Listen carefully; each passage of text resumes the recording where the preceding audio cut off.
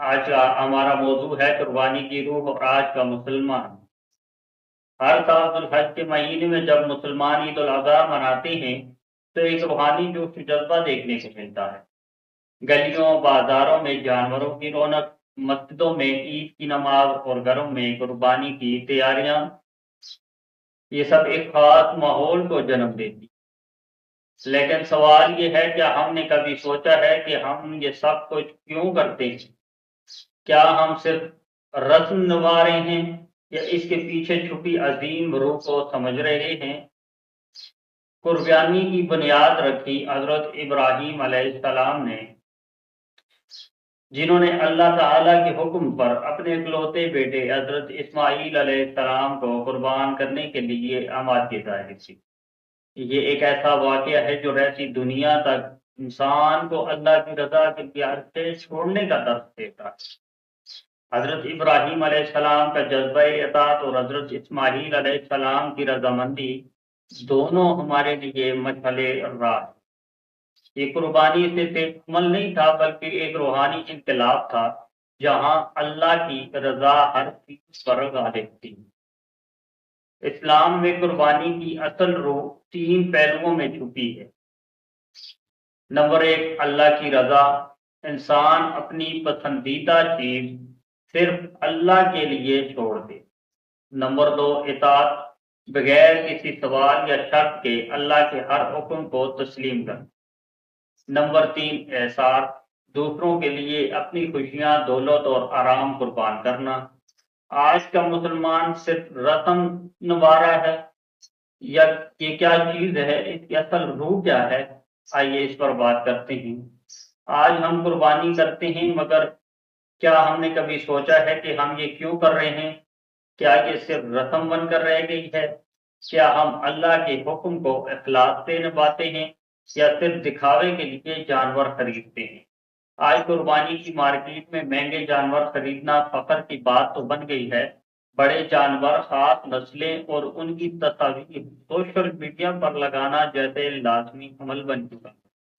لیکن کیا اللہ تعالیٰ کو ہماری یہ نمائش پسند ہے؟ قرآن کہتا ہے، نہ ان کا گوشت اللہ کو پہنچتا ہے نہ ان کا خون، بلکہ اللہ کو تمہارا تقوی پہنچتا ہے۔ یہ آیت ہمیں جھنجھوڑتی ہے کہ اصل قربانی دل کی ہو، نیت کی ہو اور تقوی پر مبنی ہو۔ قربانی صرف جانور کی نہیں، خواہشات کی بھی۔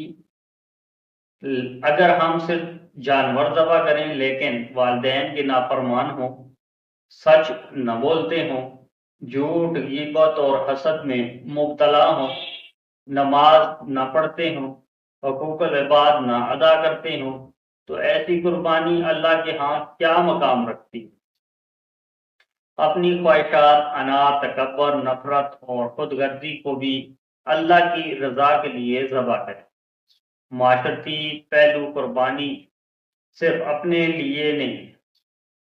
قربانی کا گوشت 3 حصوں میں تقسیم کرنے کی تعلیم دراصل ایک معاشرتی پیغام ہے۔ ایک حصہ خود کے لیے، ایک حصہ رشتہ داروں کے لیے اور دوستوں کے لیے، اور ایک حصہ غریبوں اور ضرورت مندوں کے لیے۔ لیکن آج ہم بعض اوقات صرف اپنے فریزر بھرنے کے لیے قربانی کرتے ہیں، حالانکہ عید قربان کا سب سے بڑا پیغام یہی ہے کہ اپنی خوشیوں میں دوسروں کو شریک کریں۔ قربانی اور صفائی ستھرائی۔ اسلام نے جہاں قربانی کا حکم دیا ہے، وہاں صفائی کا بھی خاص خیال رکھنے کا حکم دیا ہے۔ قربانی کے بعد ان سڑکوں پر نہ بہیں، علائشوں کو ٹھکانے لگائیں، ماحول کو بدبو سے بچائیں، دوسروں کو تکلیف نہ پہنچائیں۔ یہ سب بھی اسلامی اقدار ہیں جو قربانی کا ہی حصہ ہیں۔ قربانی اور موجودہ دور کی ذمہ داریاں۔ آج ہمیں قربانی کے ساتھ کچھ اور بھی قربان کرنا ہو۔